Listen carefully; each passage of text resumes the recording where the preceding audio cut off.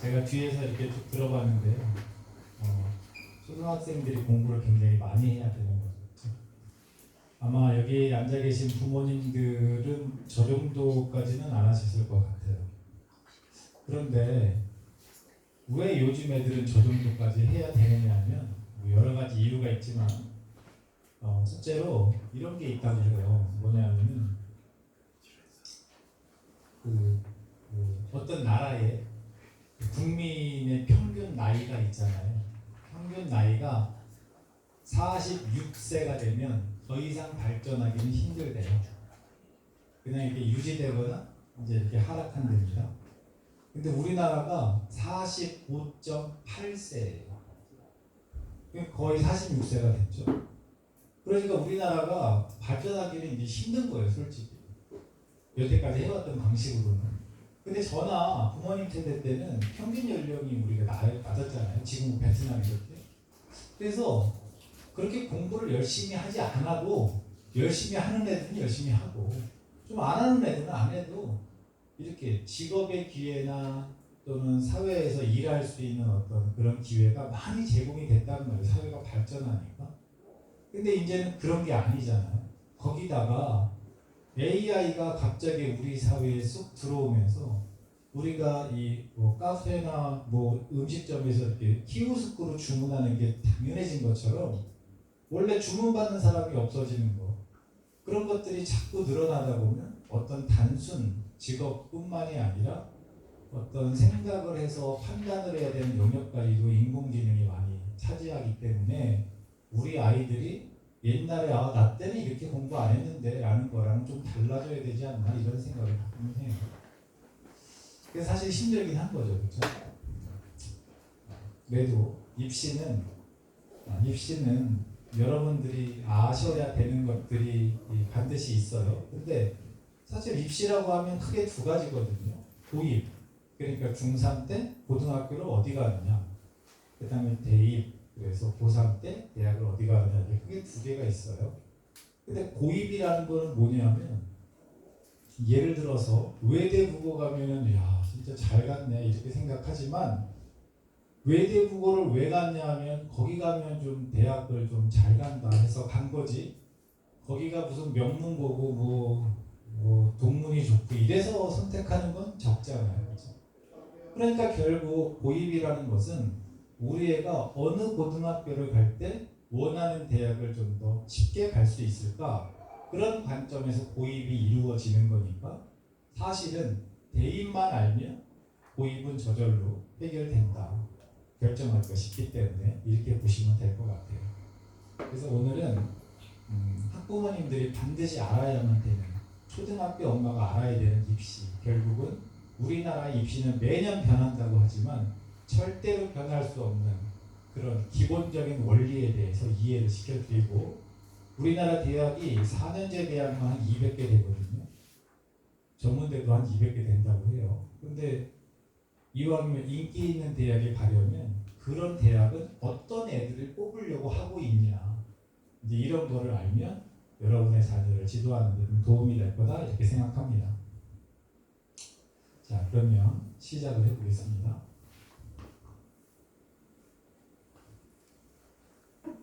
입시의 기본 원리, 또 고교학점제, 인기대학 입시 이렇게 세 가지 나누어서 설명을 드릴 건데요. 첫 번째가 입시라는 거에 가장 첫 번째 생각해야 되는 건 경쟁인 거죠. 네, 경쟁인 겁니다. 그래서 내가 좋으면 아마 다른 사람도 좋아할 거고요. 내가 싫으면 남들도 싫어할 거예요. 그러면 서로 좋아하는 것을 누가 가져갈 거냐? 결국 경쟁이 붙을 수밖에 없는데, 그 경쟁이라는 건 분명히 등수가 있어야 되는 거죠. 그래서 1등이 먼저 어떤 선택권이 있고 그 다음 2등이 선택권이 있고 이래야 되는 거잖아요. 뽑기로 할 수는 없잖아요, 입시는. 그래서 경쟁은 그러면 언제부터 되는 거냐? 우리 아이가 지금 초등학교인데 단원 평가만 봐도 100점 맞는 애가 있고 90점 맞는 애가 있는데 100점 맞은 거 잘한 거 아니냐? 그게 잘한 거죠. 근데 90점 맞은 것보다 10점 잘한 건데 그게 결국은 뭔데? 그래서 뭐예요? 그래서 10점 잘했다고 뭐 어떻게 되는 거냐? 그러니까 이거는 경쟁이 아니라 그냥 자기 학습에 대한 평가일 뿐이에요. 아, 나 엄마 배운 거 100점 맞아서 다 맞았어. 아, 하나 틀려서 뭐 90이네. 그냥 자기 학습에 대한 평가지 내가 쟤를 10점 이겼네, 내가 10점 졌네 이런 경쟁은 아니란 말이에요. 우리 애가 이제 좀 있으면 이제 중학교 갈 거 아닙니까? 중학교를 가도 시험을 보게 되죠. 뭐 아까 여기 대표 원장님이 설명하신 수행 평가도 이제 하게 되는데 그러면 누가 더 잘했냐? 중학교는 없는 겁니다. 너도 잘했어? 얘도 잘했어. 그냥 이런 거예요. 아, 얘는 조금 못했네. 근데 그렇다고 해서 얘가 너한테 졌어 이런 게 아니라 그냥 얘 학습 수준이 너보단 좀 못한다 이거지. 이걸로 고등학교를 뭐 골라간다? 물론 특목 자사고 갈 때 성적을 좀 보기도 하지만 성적이 절대적인 지표는 아니거든요. 그 다음에 뭐 내가 일반고 간다 또는 공부 못한다고 특성화고 간다 이런 세상이 아니에요. 그래서 결국 경쟁은 언제부터 본격적으로 시작하는가? 고등학교 때부터 시작하는 겁니다. 그래서 초등학교 때 보면은 뭐 다 열심히 하고요. 중학교 때 보면 이제 조금씩 이제 나뉘어지기 시작하고 그런데도 어느 정도 잘하는 학생들, 특히 오늘 설명에 오신 분들의 자녀는 아마 지금 다 잘하고 있는 애들일 가능성이 높잖아요. 애들도 못하는데 이 시간에 여기 올 리가 없잖아요. 아니에요. 못하니까 와요. 그럴 리는 없잖아요. 그래도 여러분의 자녀는 중학생이 돼도 잘할 거고요. 고등학교 가도 잘할 가능성이 큰데 고등학교 가면 누가 더 잘해? 이걸 꼭 따지게 된다. 그래서 어쩔 수 없이 경쟁이 시작하기 전에 준비를 해야 되는 거죠. 예를 들어서 뭐 오늘 뉴스 보니까 장원영 맞죠? 137억짜리 집을 현금으로 샀다는데 21살이래요. 난 걔보다 나이가 2배도 더 많은데 네? 도대체 걔는 몇 살부터 돈 벌기 시작한 거예요? 또는 돈을 벌 수 있는 능력을 도대체 몇 살부터 준비한 거예요? 잘 모르겠어요. 저는 걔가 몇 살부터 이렇게 연예인 준비를 했는지 잘 모르겠는데 그래도 한 7, 8년 하지 않았을까요? 한 13, 4살부터 하지 않았겠냐 이거죠. 그럼 결국 초등학교 때부터 한 거 아니에요? 또는 중1부터 한 거 아니냐고요. 그런 거죠.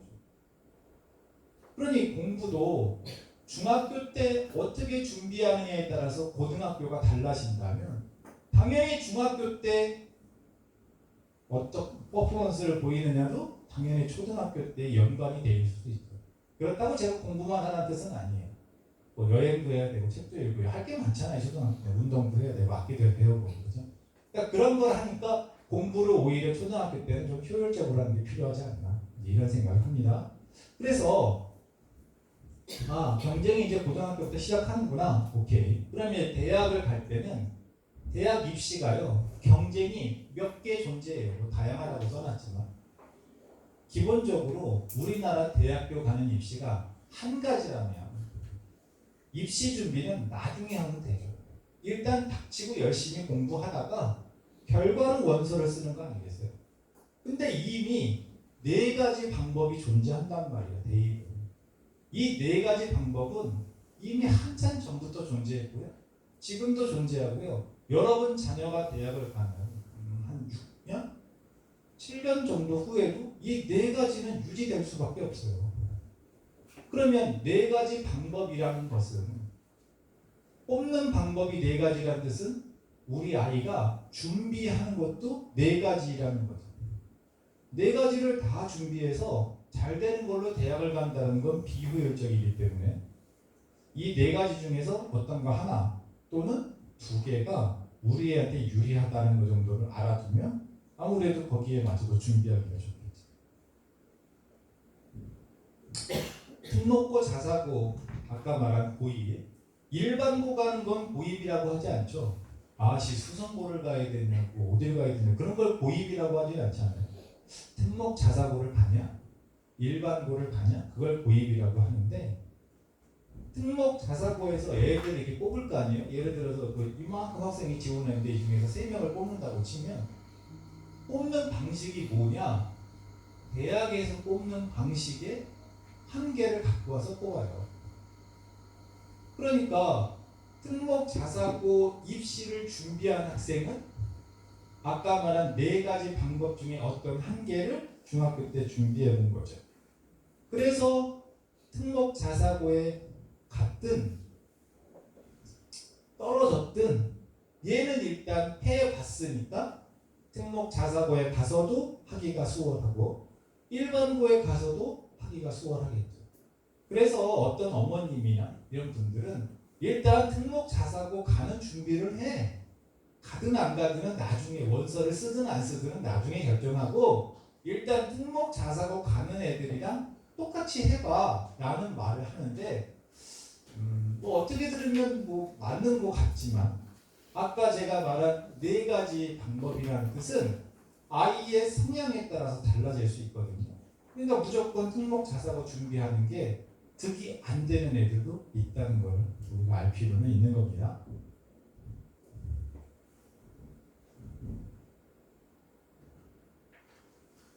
제가 입시에 꽃 그랬는데 그냥 꽃이 제일 좋은 것 같아서 그냥 꽃이라고 한 겁니다.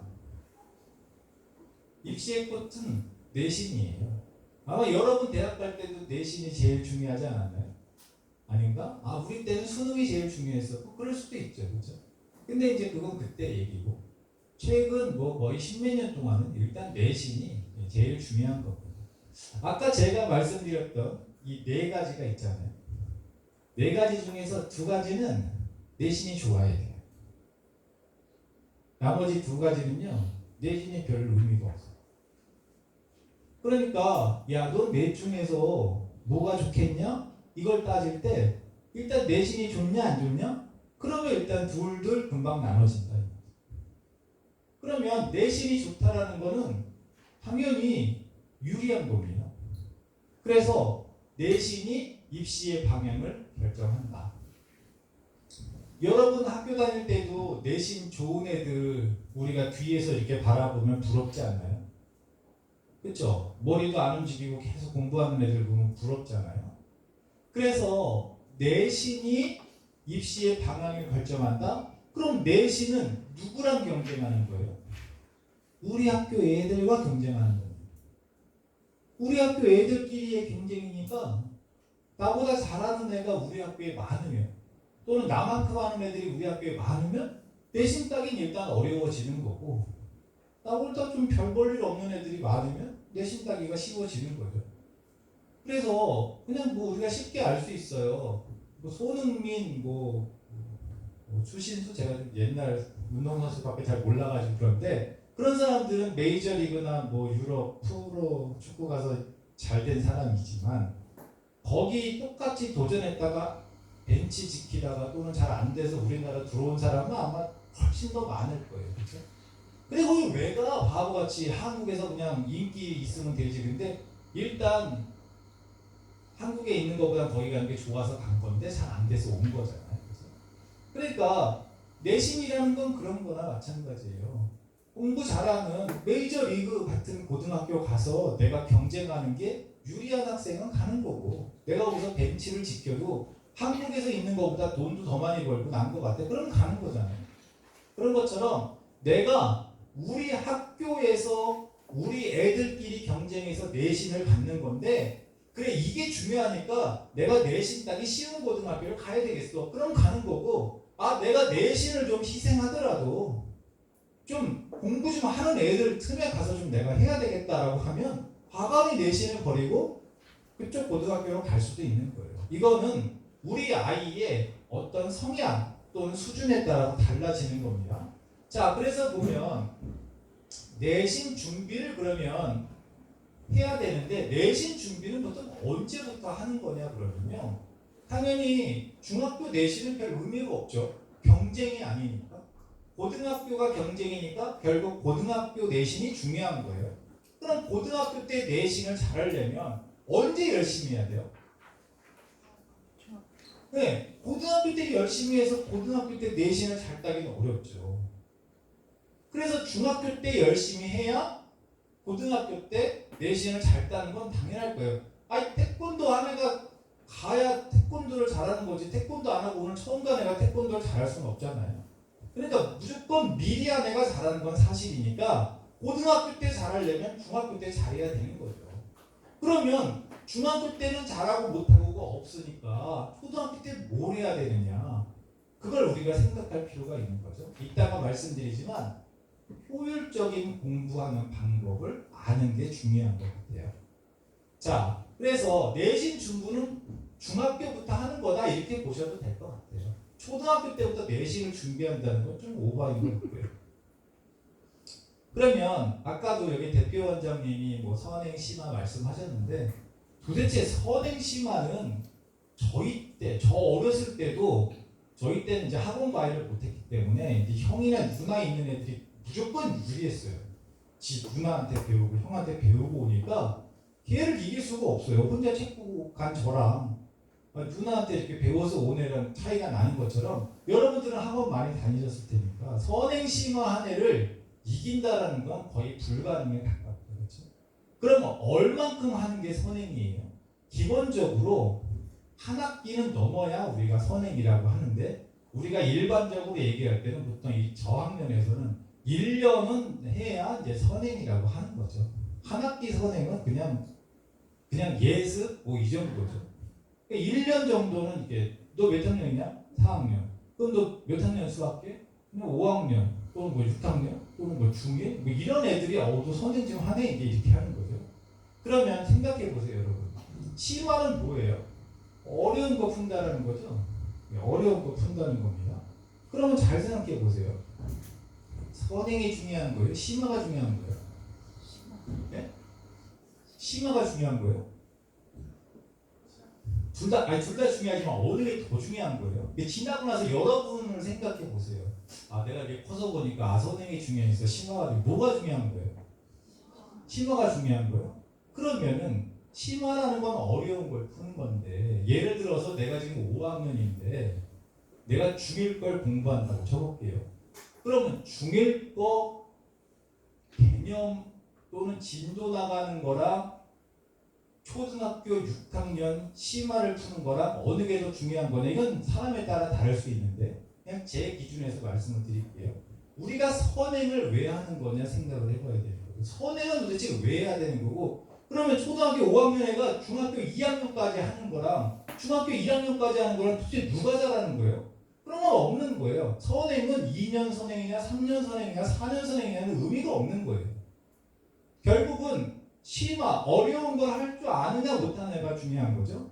그러니까 심화라는 것을 하려면 예를 들어서 난이도를 상중하 이렇게 본다면 이 상이 심화일 거잖아요.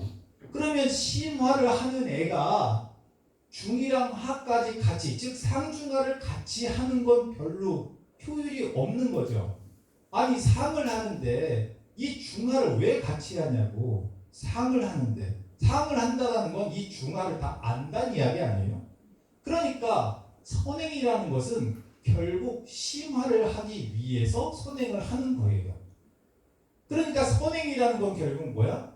하나 중까지가 선행인 거죠. 상은 언제 한다? 상은 내가 필요할 때 하는 거죠. 근데 어떻게? 상만 하면 돼. 그거와 관계된 중이랑 하는 이미 다 해서 안 해도 돼. 나는 우아하게 상 수준의 문제만 풀면 저절로 여기 있는 게 다시 이렇게 리프레시 되는 거야 라고 할 정도가 되기 위해서 우리가 선행을 하는 겁니다. 그러니까 심화는 반드시 선행의 뒤에 따라서 이렇게 다지기로 가야 되는 건데 심화는 안 하고 선행만 막 달리는 그런 학생이나 학부모가 있어요. 무슨 경쟁하듯이 그 집에는 몇 학년 거예요? 중1에? 난 중3에 이게 이기는 거냐 그렇게 잘못 생각하는 경우가 있어서 말씀을 드리는데 선행은 왜 한다? 심화를 하기 위해서 하는 거다. 제가 지금 수학만 말씀드리는 것은 아니에요.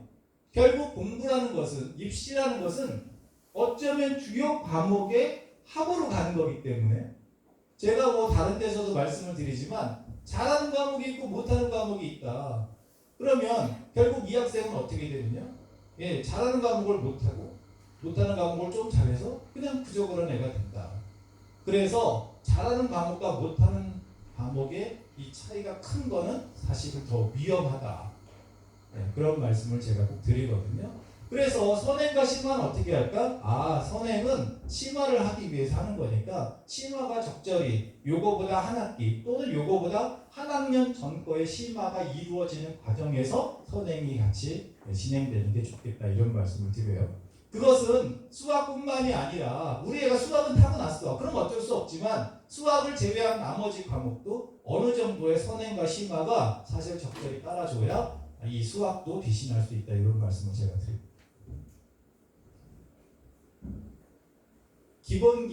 기본기의 중요성 이게 뭐냐면 예를 들어서 아까 고등학교가 경쟁이라고 했잖아요. 그러니까 누가 잘하는지가 이제 판단이 돼야 되는데 여러분 공부해 보셨으니까 아시잖아요. 결국 어려운 문제 푸는 애가 잘하는 거잖아요. 어려운 뭐 풀어? 그럼 넌 못하는 거고 넌 어려운 거 풀어? 그럼 넌 잘하는 거고 이렇게 되는 거잖아요. 그러면 어려운 거를 잘 푸는 애는 도대체 어떻게 잘 푸냐? 어려운 걸 많이 풀어봤으니까 잘하는 거예요. 이유는 없어요. 넌 어려운 거 많이 풀었냐? 나는 뭐 블랙 라벨 풀어. 왼손으로. 걔를 센 수학 오른손 B단계 푸는 애가 어떻게 이기냐고요. 고등학교 갔는데 분명히 누군 1등급이고 2등급이고 하려면 어려운 거 내야 되는데 당연한 거죠. 그죠? 그런데 문제는 이제 시작한다는 거예요. 당연히 우리가 어려운 거 많이 풀었단 말이에요. 선행도 하고 심화도 어려운 거 많이 풀었다고요. 근데 나만 풀어? 얘도 풀고 쟤도 풀고 쟤도 풀고 했잖아. 이 중에서 그렇게 나누어야 되면 그럼 학교 선생님이 어려운 걸 낼 수가 없잖아요. 얘네 다 푼 애들이라서. 특히 막 이 3발 다니고 이런 애들 막 견역 문제 뭐 AI로 막 해갖고 그냥 약점만 집중 공략 안 푼 게 없다고. 그러면 3발 다니는 애만 벌써 10명이라고 친다고 이 학교가? 그럼 여기서 진짜 잘하는 애를 어떻게 골라낼 거냐 하면요. 안 풀어본 문제를 내야 될 거 아니에요. 이거 처음 본다. 뭐야 이거. 그걸 푸는 애가 잘하는 애가 될 거니까 그러면 결국 그거는 기본이 잘 돼 있는 애가 태어나서 처음 보는 문제를 풀 때 결정적으로 중요한 요소가 됩니다. 아까도 여기 대표원장님 잠깐 말씀을 제가 들어보니까 암기는 안 된다. 그런 말씀 하셨던 것 같아요. 그죠? 요즘 애들은 머리가 좋아서요. 이렇게 슬쩍 탁 보면요. 해설을 이렇게 착착착착 찍어가지고 다 기억해요. 틀렸네? 뭐야? 착 하면은 벌써 이 해설이 눈에 착 들어온다.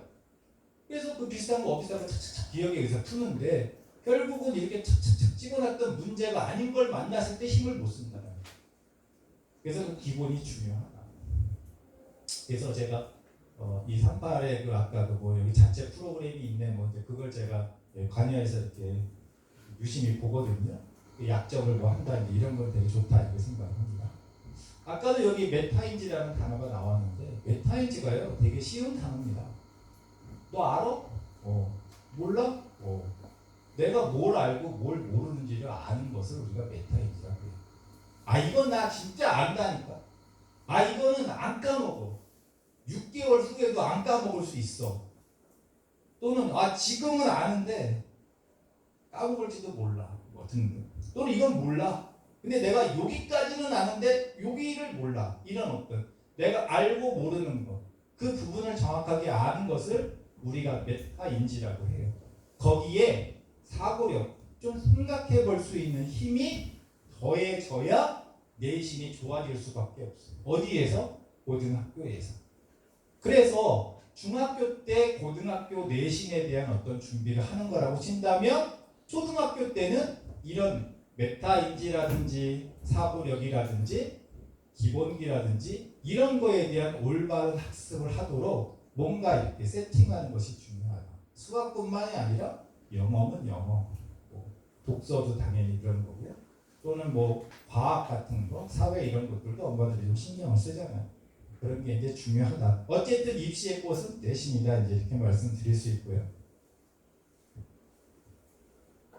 그러면 사고력이라는 게 꼭 사고력 수학을 말하는 것은 아니에요. 생각한다라는 것, 생각할 수 있는 힘이 있다라는 것이 입시에서는 도대체 어떻게 작용하는 거냐. 내신에서는 분명히 어려운 문제가 나면은 한 번도 본 적이 없는 또는 이게 뭐야? 잘 모르겠어 라는 문제를 만났을 때 내가 아는 것을 이렇게 생각해 보는 힘. 쉽게 말하면 레고 블록을 조립하는 힘과 같은 거예요. 어떤 애는 레고 블록 사다 주면 설명서 보고 헬리콥터 만들고 공룡 만들고 이런 애가 있어요. 얘는 좀 있으면 레고를 재미없어 할 거예요. 왜? 설명서에 있는 거 다 만들어 봤거든요. 설명서에 없는 거 안 만들어요. 걔는 레고 재미없어 하는 거고, 어떤 애는 뭐 한두 개 만들다가 이제 맨 지 혼자 만드는 거죠. 엄마 이거 뭔 줄 알아? 몰라. 이거 꽃이야. 엄마 보면 이상하게 지는 꽃이라고 갖고 올 수 있는 거잖아요. 그러니까 걔는 설명서에 없는 걸 집단에게 막 만드는 거죠. 걔는 아마 레고가 계속 재밌을 거예요. 그런 게 이제 우리가 사고력이라고 할 수 있는 건데, 입시에는 도대체 사고력이 언제 영향을 미치느냐. 내신을 보면 객관식 1, 2, 3, 4, 5, 5지선 다해서 3번이야 5번이야 이렇게 하는 것은 이 학생이 찍어서 맞았는지 알고 맞았는지를 정확하게 알 수는 없죠. 아 이게 정답인지는 모르겠지만 얘 빼고 나머지가 틀린 거라서 얘를 써서 맞을 수도 있는 거잖아요. 그래서 얘가 정확하게 알고 있는지 어디까지 알고 있는지를 확인하기 위해서 우리가 서술형 문제를 내는 이유가 하나 있고, 또는 요즘 애들이 워낙 잘해서 와씨 100점은 줄 수 없다 그래도 내가 선생인데 뭐라도 좀 까야 되겠어. 그럴 때 이제 서술형 같은 걸 내서 조건을 빼먹었네. 아 여기서 너무 건너뛰기 뭐 감점을 주든지 하기 위해서 우리가 서술형을 한단 말이에요. 고등학교 같은 경우 이걸 해야 되는 거지. 이거 아니면 시험을 너무 어렵게 내야 되니까. 그래서 이런 서술형 문제를 풀기 위해서는 사고력이 작동할 수밖에 없다. 두 번째, 중학교에서요. 뭐 초등학교는 아니겠지만 중학교랑 고등학교에 가면 너 뭐 관심 있는 거 혹시 한번 보고서 써서 발표해 볼래? 이렇게 시킬 때가 있어요. 다 시키진 않아요. 너 해볼래? 이렇게 해요. 그럴 때 또는 누가 해볼래? 그럴 때 저요. 저는 뭐 예를 들면 뭐 공룡에 대해서 해볼게요. 그래 그럼 너 공룡에 대해서 조사해서 뭐 다다음 주에 발표해봐. 뭐 이렇게 하는 어떤 그런 한부 보고서를 해야 되는데, 물론 요즘은 다 인공지능을 애들이 활용해서 만들지만 어쨌든 사고력이 저런 데에 반영이 될 수밖에 없다. 그 다음 이 보고서를 만들었으면 발표를 해야 될 거잖아요. 보고서를 내는 거 끝나지 않아요. 발표를 해야 되는데 발표하면 꼭 선생님이 질문 있는 애를 물어봐 이런단 말이에요. 그러면 물어보는데 답변을 할 수 있어야 되잖아요. 그러기 위해서 저런 사고력이 좀 중요하긴 하다. 그 다음 이런 건 결국 다 내신과 관계되는 거예요. 우리 학교에서 있는 일이니까 띨띨하게 쓰고 발표 띨띨해도 잘했어 이러면 돼요. 근데 논술과 구술은 뭐냐? 대학을 가야 되는데 면접을 그냥 너 동아리 열심히 했는데 그때 뭐가 힘들었어? 이렇게 보는 면접이 있는가 하면, 너 관심 있는 게 공룡이라고 그랬지? 공룡이 왜 멸종한 것 같아? 그 이유에 대해서 한번 얘기해보고 그 가설 말고 다른 건 없는지 한번 우리 얘기해볼까? 라고 하는 건 구술이죠. 말로 설명하는 거죠. 논술은 써서 설명하는 겁니다. 그러니까 내가 알고 있는 것들을 글로 쓰든 말로 하기 위해서 당연히 어떤 생각할 수 있는 힘이 필요한 거죠. 근데 나는 생각하는 힘이 없어. 왜? 주로 암기하고 그냥 닥치는 대로 하고 까먹고 그래서 없어. 그러면 결국 이런 데에서 나 못해 시키지 마. 또는 난 이런 논술, 구술 이런 걸로 대학에서 뽑는다면 난 저거 안 해. 라고 자꾸 선택을 우리가 줄여나갈 수밖에 없는 겁니다. 그래서 이런 식으로 우리가 사고력이 입시에서 활용이 된다. 그러니까 저런 사고력에 대한 준비는 언제 우리가 좀 편안하게 할 수 있냐? 초등학교 때가 그래도 제일 편안하게 할 수 있는 거죠. 제가 내일은 예비 중1, 올해는 예비 중2, 3 이렇게 하거든요. 그 엄마들한테 사고력 얘기는 힘들어요. 왜? 당장 해야 될 것도 많은데 사고력까지 하기 힘들어요. 그래서 제가 오늘 초등학교 4, 5, 6학년이 되는 부모님에게 이 사고력 말씀을 드리는 겁니다. 결국 사고력에 도움이 되는 게 독서가 될 수도 있고 여행이 될 수도 있고 또는 뭐 사고력 문제들 푸는 것도 도움이 될 수도 있고 등등 여러 가지가 있겠죠. 그렇죠? 그건 부모님들께서 판단하시고 하면 되는데 사고력이라는 어떤 것이 지금 당장이 아니라 결국 대입까지 연결될 수가 있더라. 이런 생각을 한번 해두시면 좋을 것 같아요. 아까 그 수행평가 얘기 잠깐 나왔는데요. 이게 어떤 학교 이야기인데요. 여기 부모님들은 수행평가가 없는 세상에 살았기 때문에 수행평가가 뭔지 이게 얼마나 학생들을 짜증나게 하는지 잘 몰라요. 경험을 안 했는데 알 수가 없죠. 자, 보면 지필평가는 종이에다 쓴다는 얘기니까 1차가 중간고사고 2차가 기말고사고요. 그 다음에 이제 수행평가. 그래서 이게 50대 50이에요. 수행평가가 50 밑이 되기가 어려워요. 거의 기본이 50입니다. 예를 들어서 외국어 고등학교 같은 경우에는요. 수행평가가 70이고요. 중간고사 15, 기말고사 15 이럴 수도 있어요. 그리고 고교학점제가 됐기 때문에 이 수행평가는 자꾸 늘리려고 하는 편입니다. 자, 어쨌든 중간고사, 기말고사는 원래 100점이잖아요. 근데 얘네를 다 25점으로 줄입니다. 4분의 1로 줄여버린다는 얘기죠. 얘는 그냥 1점은 1점이에요.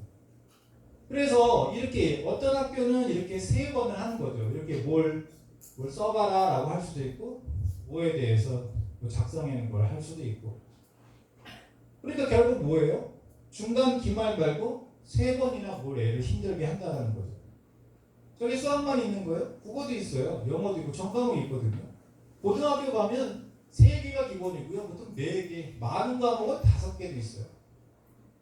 그러니까 3주, 4주 동안 중간고사 공부하고 이제 좀 쉴만 하면 이제 이런 거 시키는 거예요.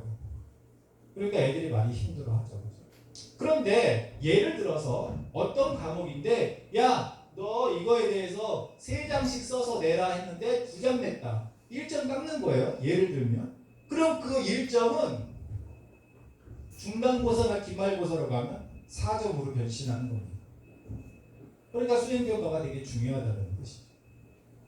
그러면 수행평가가 뭐가 나올지 모르는데 결국 수행평가는 뭐가 됐든지 간에 근본적으로 공부는 아니에요.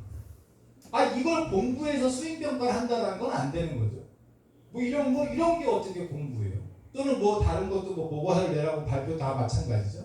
그래서 애들은 수행평가가 공부라고 생각하지는 않아요. 그러니까 하면 할 수는 있는데 짜증나는 거죠. 왜? 나도 좀 놀아야 되는데, 나도 좀 쉬어야 되고, 언제 하냐고. 그쵸? 그래서 수행평가를 안 하기 시작하는 경우가 생기는데, 수행평가를 안 한다는 얘기는 결국 뭐예요? 공부를 안 한다는 얘기예요. 50점에 대한 준비를 안 하는데, 여기 25점, 25점짜리를 열심히 해봐야 뭐 하겠어요? 그쵸? 그래서 중학교 때부터 수행평가를 안 하기 시작하면 고등학교 가서 수행평가 한다는 건 더 어려운 이야기죠. 그래서 엄마들이 막 수행평가 도와주고 이랬거든요. 엄마 숙제라고 해서.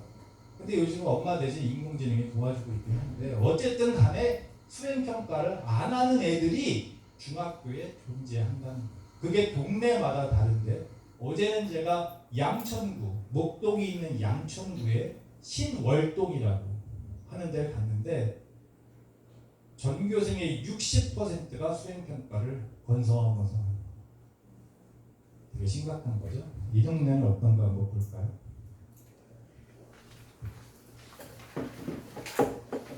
여기 38, 제가 그냥 38이라고 할게요. 38인의 수학생들인데 제가 여기 38 하다 보니까 제가 38에 입어서 다른 학원에 제가 원장님들한테 여쭤봐요. 여기 중학생 그 학교 재원생 중학교 좀 알려주세요. 그러면 한 4-5개 알려주거든요.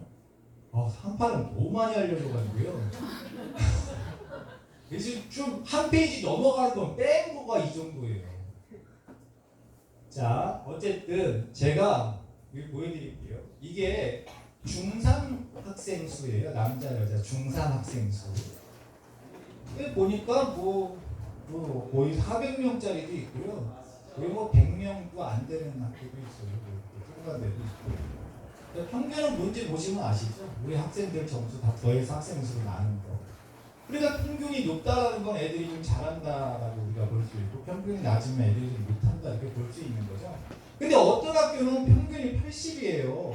근데 어떤 학교는 평균이 60이기도 해요. 또 뭐야? 얘네 학교 시험이 그렇게 어려워? 얘네 학교 시험이 쉬워? 그건 모르죠. 그건 뭐 알 수가 없는데 그래도 뭐 얘네가 너무 어렵고 쉽고 그건 아니라 그냥 어느 정도 비슷하다고 본다면 여기는 좀 못하고 여기는 좀 잘하나 보다 이제 이런 느낌이 드는 거죠. 어때요? 여러분이 알고 있는 그 학교에 대한 상식으로 좀 그런가요? 뭐 저 학교 저렇게 못해? 뭐 이런 것도 있겠지만 대부분은 아마 비슷할 겁니다. 자, 여기 이제 A가 뭐냐면 90점 넘은 학생의 비율입니다. 그러니까 이 학교는 90점 넘은 학생이 전체 학생의 20%라는 이야기예요. 여기는 전체 학생의 절반이 90점 넘었다는 이야기예요. 어때요? 이런 걸 보니까 확실히 시험이 어렵고 싶을 떠나서 어디는 좀 열심히 하고 어디는 안 하고 이런 거죠. 그럼 얘가 90점 넘은 건데 이 90점은 뭐냐? 중간, 기말, 수행 합쳐서 90점입니다.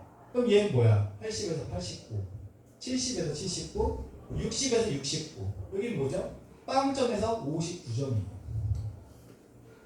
빵점에서 59점이라는 얘기는 수행평가만 잘해도 50점 아니에요? 중간고사, 기말고사 한 줄을 써도 아마 9점은 넘을 것 같은데. 그래서 제가 요거 숫자가 큰 거부터 작은 걸로 이렇게 정렬해 놓은 겁니다. 자, 전 잘 부은중학교 몰라요. 이거 어디 있는 건지, 여기 학교 수준이 어디인지 몰라요. 근데 여기 벌써 어머니 웃는데 부은중학교 상태가 59점 밑에 애들이 절반이 넘어요. 여러분 혹시 그 시험 감독 해보신 적 있나요? 시험 감독. 이게 그 아침 얘기 교통봉사 하는 것처럼 시험 감독 봉사하는 엄마들이 있거든요. 가보면 아시지만 5분 만에 자는 애들이 있어요. 시험인데. 다 나눠주는데 벌써 자는 애가 있어요. 벌써 이름 쓰고. 얘는 수행평가를 하겠어요? 시험을 5분 만에 끝내는 애가 수행평가를 할 리가 없잖아요. 그러니까 한 10분 만에 끝내든 뭐하든 59점이 벌써 이렇게 많다라는 것은 벌써 면학 분위기 자체가 조금 안 좋을 것 같다 이런 느낌이 들긴 하네요. 그렇죠? 그에 비해서 여기는 어떻습니까? 여기에 3분의 1도 안 돼요. 그러니까 이것만 봐도 중학교 때 평균적으로 봐도 전체 학생의 30%는 일단 중학교 때부터 공부를 안 하는구나라는 걸 알 수 있죠. 안 하는 거예요. 생각보다 많지 않나요?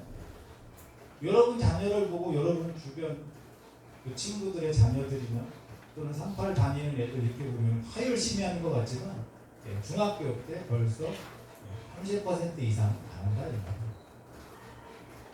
그러니까 고등학교는 이런 애들이 이제 특성학을 많이 가니까 고등학교는 그래도 조금 그래도 하는 애들이 들어오게 되는데 결국은 2대 8의 법칙, 3대 7의 법칙 아시죠? 띨띨한 애 떨궈내면 여기서 또 띨띨한 애가 또 생기는 겁니다. 이거 아시죠? 고등학교 또 이런 애들 딱 보내고 또 모아놓으면 거기서도 또 생겨요. 그렇구나. 그러면 이런 학교 가면은 보통 10명 중 3명, 4명은 A란 얘기네요. 그렇죠? 여러분 자녀는 아직 중학교가 아니니까 초등학교라고 치고 A 받아오면 100점도 A고요. 90점도 A거든요. 근데 90점 A야. 엄마 나 A야. 몇 점이야? 90점이야. 그러면 뭐라 그래요? 90점도 A냐? 100점 맞아야지. 98점 넘어야지. 그러나요? 아마 그러진 않을 거예요. 잘했어. 잘했는데 그래도 방심하면 비대니까 좀 더 열심히 해라. 이러고 넘어가는 거죠. 아니에요? A인데.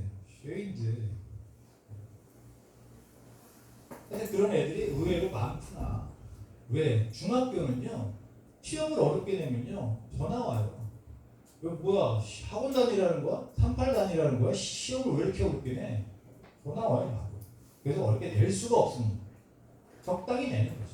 그래서 이 동네뿐이 아니라 대부분의 학교가 다 40%를 A를 줍니다. 모든 과목을 거의. 여긴 좀 적은 거예요. 선생님들이 주려고 해도 애들이 안 맞춰주는 거예요. 일단 수행평가를 안 하고 중간 기말을 잘 안 되면 90점을 넘게 줄 수가 없으니까 그런 거겠죠.